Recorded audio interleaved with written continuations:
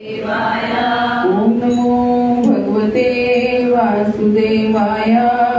ओम नमो भगवते वासुदेवाय। ओम नमो भगवते वासुदेवाय। ओम नमो भगवते वासुदेवाय।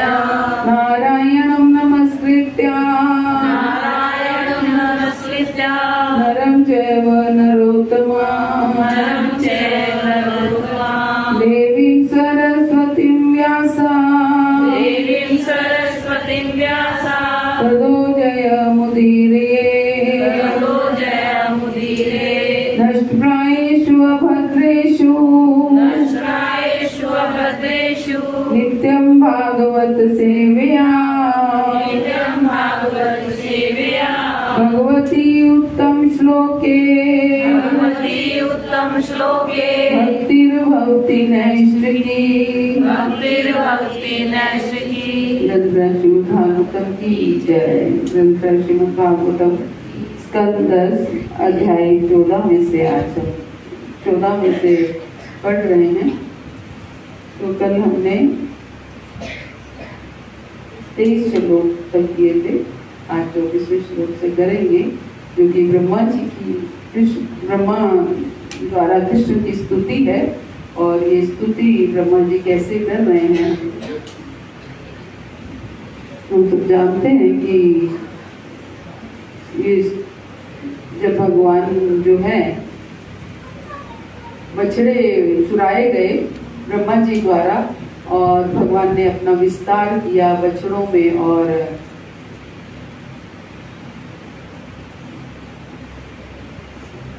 भगवान ने अपना विस्तार किया ग्वाल बालों में। तो ब्रह्मा जी को जब अपनी ये गलती का एहसास हुआ कि मैंने ये गलती करी है, तो फिर भगवान ब्रह्मा जी जो हैं वो उसका कर रहे हैं, स्तुति कर रहे हैं भगवान की, कि अपनी क्षमा याचना करते हुए और भगवान को ग्लोरीफाई करते हुए, भगवान की गुणावलियों को गाते हुए। तो ब्रह्मा जी कहते हैं, जिन्होंने सूर्य जैसे आध्यात्मिक गुरु से ज्ञान की स्पष्ट दृष्टि प्राप्त कर ली है, वे आपको समस्त आत्माओं की आत्मा तथा हर एक के परमात्मा के रूप में देख सकते हैं। क्या कह रहे हैं? जिन्होंने सूर्य जैसे आध्यात्मिक गुरु से, अर्थात जिन्होंने आध्यात्मिक गुरु से ज्ञान प्राप्त कर लिया है, वही आपको समस्त आत्माओं की आत्मा और हर एक के परमात्मा के रूप में देख सकते हैं। वही आपको भगवान के रूप में देख सकते हैं। कि कौन देख सकते हैं? जिन्होंने सूर्य जैसे गुरु से आध्यात्मिक शिक्षा प्राप्त, ज्ञान प्राप्त कर लिया है। हर कोई कृष्ण को भगवान की तरह नहीं समझ सकता, लेकिन जो समझ जाता है उसका कल्याण हो जाता है। अगर ये माया रूपी भव सागर को पार कर सकते हैं, सच में पूरा जीवन हमारा निकल जाता है, लेकिन हम ये नहीं समझ पाते कि भगवान कौन है। मैं अभी आ रही थी और हमारे पड़ोस में ही माता जी हैं एक, और लगभग जहाँ तक मैं एक्सपेक्ट कर रही हूँ वो 70+ होंगी, मतलब 70 साल क्रॉस कर चुकी होंगी, और काफी परेशान रहती हैं। उनकी फैमिली काफी डिस्टर्ब है और फैमिली की वजह से काफी परेशान रहती हैं। तो एक दिन मुझे रास्ते में मिली, तो मैंने उसको अपना YouTube चैनल के बारे में बताया कि आप ये सुना करो। तो सुनते सुनते आपको महाभाव उनको अपलोड कर दिया, और वो सुनती हैं। तो जब से सुनती हैं तब से बहुत प्रसन्न है कि मुझे सुनने को मिल जाता है। तो आज फिर मिली मुझे, तो मुझे कहती है कि बस मन तो मेरा बहुत लगता है, लेकिन फिर जब संसार में भी भटक जाती हूँ, संसार में भी भटकती रहती हूँ, इधर भी मन लगता है उधर भी मन लगता है, दोनों तरफ मन लगता है। तो क्या करूं बताइए? मुझे आप एक अलग से ट्यूशन दो, अलग से क्लास दो, अलग से बैठ के मेरी क्लास दो। तो मैंने कहा, आप पहले जब तक अनन्य भक्ति नहीं करोगे तब तक आप भटकते रहोगे। अभी आप क्या है भटक रहे हो, ये भी कर लो, वो भी कर लो, ये भी कर लो, अब समझ ही नहीं आ रही, सब कुछ कर रहे हैं जब तो हम आप शिव चालीसा पढ़ रहे हो, दुर्गा सप्तशती पढ़ रहे हो, उधर से हम आपको कह रहे हैं आप नाम जप करो, माला करो, वो भी कर रहे हो, उधर से किसी और ने कुछ बता दिया वो भी कर रहे हो। टाइम तो आपके पास लिमिटेड है और हृदय में जगह भी लिमिटेड है। तो हृदय में जगह जो है वो आप किसको दोगे, है ना? तो भटकते रहोगे, समझ ही नहीं पाओगे कि किस समय पे क्या करूं, क्या बेटर है, क्या छोड़ूं, क्या रखूं। किसी ने कह दिया कि नहीं ये स्तुति पढ़ने से आपके घर में सुख शांति रहेगी, मैंने वो पढ़नी शुरू कर दी। किसी ने कर दिया ये चालीसा पढ़ने से घर में धन आने पड़ेगा, मैंने वो पढ़ना शुरू कर दिया। हम शुद्ध भक्ति की तरफ बढ़े ही नहीं, हम समझ ही नहीं पाए कि हमें करना क्या है, भगवान को समझ ही नहीं पाए। तो आज 70 साल की उम्र भी हो चुकी है, लेकिन आज भी मैं ये कह रही हूँ, वो तो एक ही बात है कि चाहे मैं माता रानी को वो करूं, चाहे मैं उनको वो करूं, सारे उन्हीं के ही रूप हैं।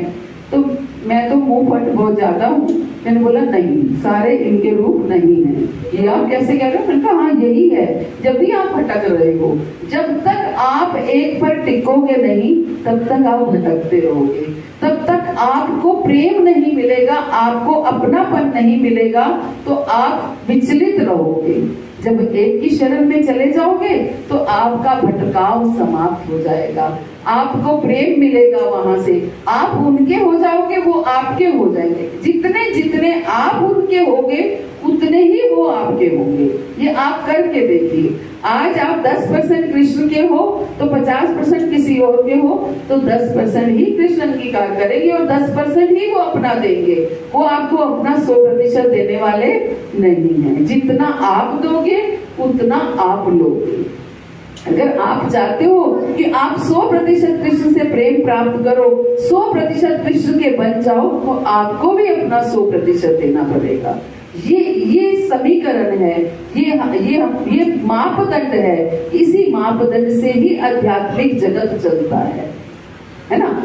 वो आध्यात्मिक जगत क्या, आप भौतिक जगत में देख लीजिए, आप जिससे जितना प्रेम करते हैं उतना ही पाते हैं, बल्कि उतना भी नहीं पाते हैं, धोखा ही मिलता है ना? धोखा ही मिलता है। लेकिन आध्यात्मिक जगत में धोखा नहीं मिलता है। चाहे आप देवी देवताओं की भी भक्ति करो, उसमें भी आपको धोखा नहीं मिलता है। लेकिन आपको अल्टीमेटली अंत समय में किसकी शरण में जाना है, ये आपको समझना पड़ेगा। ब्रह्मा जी तक ये क्या कह रहे हैं कि 40 गुण होते हैं, और उन 40 गुणों में एक गुण क्या होता है कि भक्त कवि होता है ना? भक्त कवि होता है। कैसे कवि होता है कि भक्त कहते ना, वो एक गाना है ना,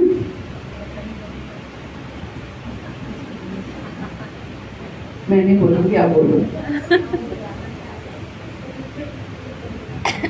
प्यार में कवि बन जाते हैं, है ना? प्रेम में कवि बन जाते हैं। तो भक्त क्या होता है? जो प्रेमी भक्त होता है वो कवि बन जाता है, भगवान के प्रेम में कवि बन जाता है। जब भगवान से प्रेम करता है तो भगवान के एक एक अंग प्रत्यंग को ध्यान से देखना और उसके ऊपर एक एक अंग के ऊपर वो कविता लिख डालता है ना? तो भक्त जो है कवि बन जाता है। पता नहीं कब भक्त बनेंगे, जब कवि बनेंगे तो भक्त बनेंगे, अभी तो कुछ नहीं है। तो सच में तो वही ब्रह्मा जी कह रहे हैं कि क्या आपके उदर के बाहर वास्तव में ऐसी किसी वस्तु का अस्तित्व है कि मैं भी आपके उदर में हूँ। तो ये शब्द है, कहना ये चाह रही थी कि ये शब्द जो है हमें आने चाहिए भगवान के आगे स्तुति गाने के लिए, बोलने के लिए, भगवान की प्रशंसा करने के लिए, भगवान के गुणों को गाने के लिए ये शब्द होने चाहिए। आगे क्या कहते हैं? हे प्रभु, ऐसा कहा जाता है कि जब प्रलय के समय तीनों लोग जलमग्न हो जाते हैं तो आपके अंश नारायण जल में लेट जाते हैं। ध्यान देने की बात है। बहुत सुंदर ये अध्याय इसलिए पुरुषोत्तम में पढ़ने के लिए बोला जाता है कि बहुत सारे लोगों की कंसेप्ट क्लियर होते हैं। कि पहला कंसेप्ट ये क्लियर हुआ कि ब्रह्मा जी भी भगवान के भक्त हैं, ब्रह्मा जी भी भगवान की स्तुति कर रहे हैं। दूसरा, ब्रह्मा जी क्या कह रहे हैं कि ऐसा कहा जाता है कि जब प्रलय के समय तीनों लोग लोग जलमग्न हो जाते हैं। ये सब जानते हैं कि जब प्रलय आती है तो तीनों लोग जलमग्न हो जाते हैं, चारों तरफ जल थल हो जाता है। तो तीनों लोग जब जलमग्न हो जाते हैं तो आपके अंश नारायण जल में लेट जाते हैं। नारायण कौन है? भगवान विष्णु। और भगवान विष्णु को क्या कहा गया है? आपके अंश कहा गया है।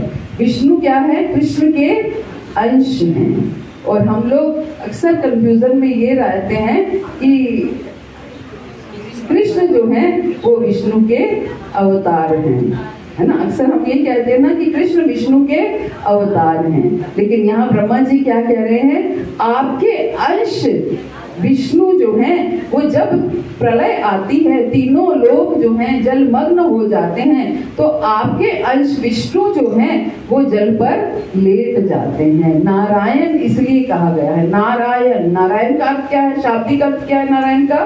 नार मीन्स